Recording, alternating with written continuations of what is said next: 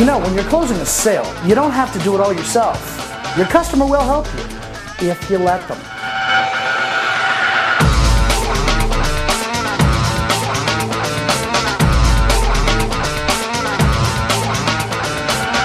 There's probably no topic in the profession of selling that's talked about more or feared more than that of closing. I mean, come on. You've been afraid to close from time to time, haven't you?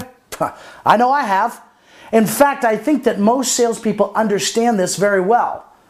There's, of course, many reasons for being afraid of closing, but I really believe that the number one reason why salespeople are afraid of closing is they don't know exactly when the best time to close is. And this brings up a good question. You know, how do you know when you should try to close your customer? Is it some feeling or is it something they do? It is a legitimate concern. But I'll tell you something, I've realized that customers will give you signs of when they're ready for you to make a move and actually start to ask them or begin the process of asking them if they want to buy and take advantage of what you have in the sell. Thing is though, if you don't see these signs and you don't pick up on the signs and understand the signs, you're going to miss so many opportunities to close that you otherwise would have. What I've done for this week is I made a list of 6 different signs that if you can identify and pick up on, you'll understand that your customer really is in that position where they might actually be ready for you to close them.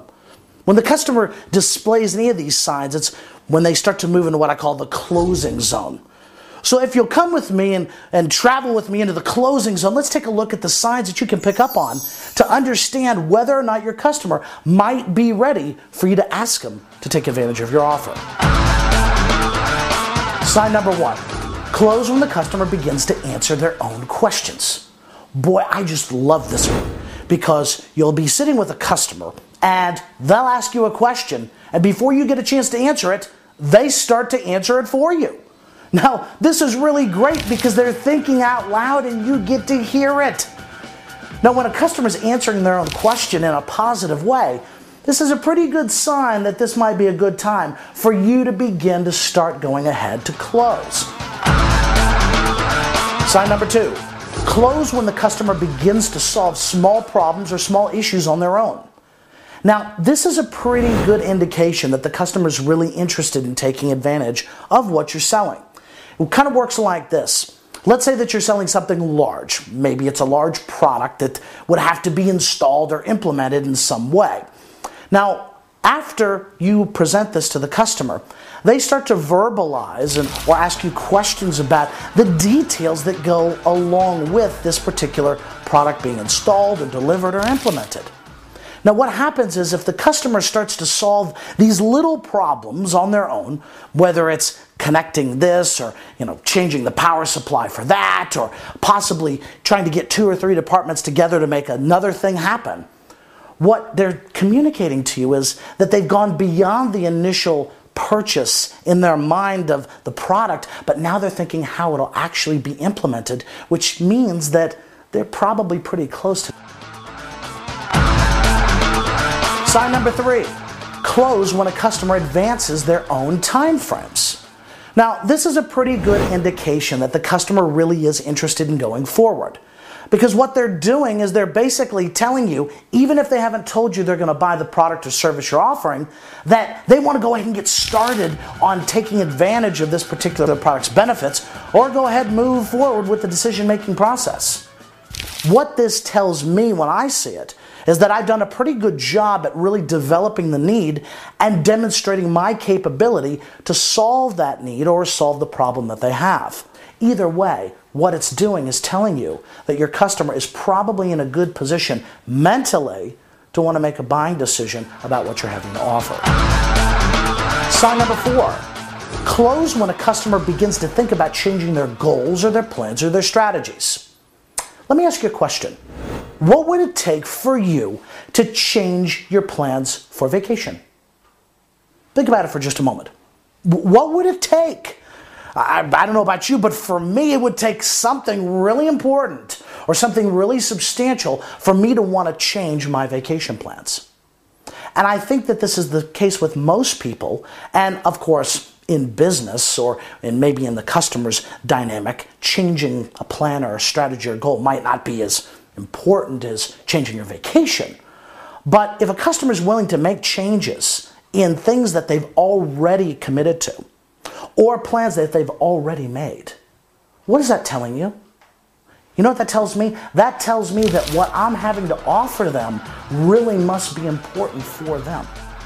Now, this is a sign that most salespeople don't pick up on.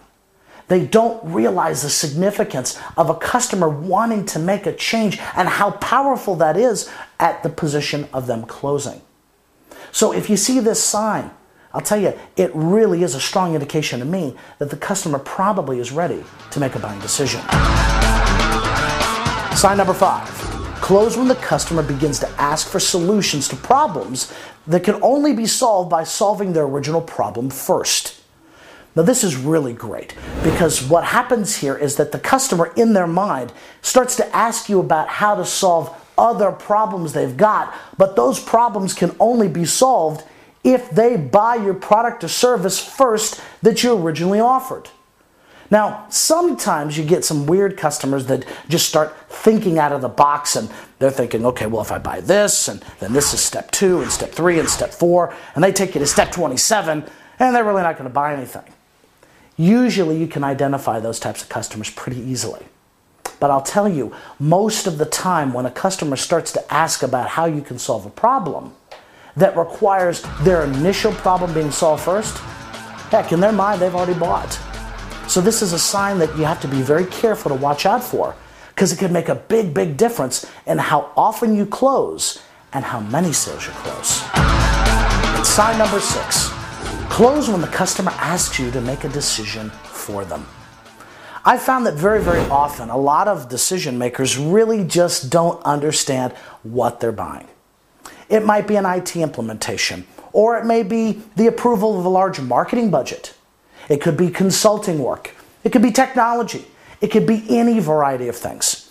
And very, very often I'll have customers actually ask me, John, what would you really do?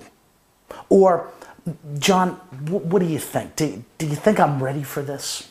Or, John, what do you think would be best for me and my company? When customers ask me questions like this, I know that they're closed. I know all I have to do is just move forward very, very slowly and very methodically for them to be able to make a positive decision. If you don't see these signs and you don't pick up on the signs and understand the signs, you're going to miss so many opportunities to close that you otherwise would have. When you're closing a sale, you don't have to do it all yourself. Your customer will help you if you let them.